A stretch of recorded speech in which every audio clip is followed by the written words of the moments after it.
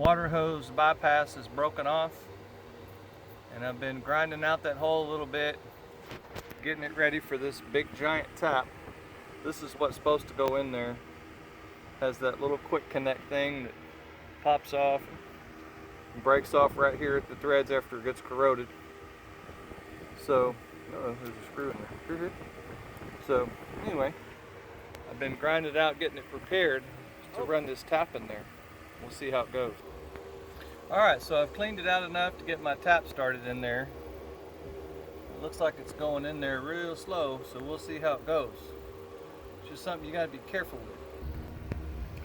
Alright, so what we've got is we've got a 1/2 inch 14 National Pipe Thread tap. About the same. You can check the threads like this. That's what they look like. And of course it's tapered, so you could get your hole started there and start to get that tap going in there. And I've got it started. I've got threads. Just got some spots that need to bust out. Those are those old threads there. So we're gonna get to work on those. We'll see if I could either get it thinner or get them busted out. Alright, well, I've got that thing all the way in there. Just about. So we've got some new threads. It's looking good. Alright, so there's our new threads. It's kind of nasty looking from all the tap debris everywhere, but where'd it go? There it is.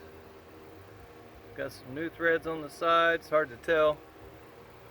Hard to tell because of the glare. Let me clean it up. Alright, so there we are. Got new threads all the way down. I think from the factory it didn't have threads that far down, but I tapped it as far as I could to help, because these threads at the top are probably a little nasty. They've got pitting and stuff in there from previous corrosion. But once we get our fitting down there pretty good, I'm pretty sure we'll be just fine. Well, there we go. Success. Got it in there. I'm going to tighten it up a little bit. Click this little guy in there and we'll be done. Alright, well that's it. It's in. It's done.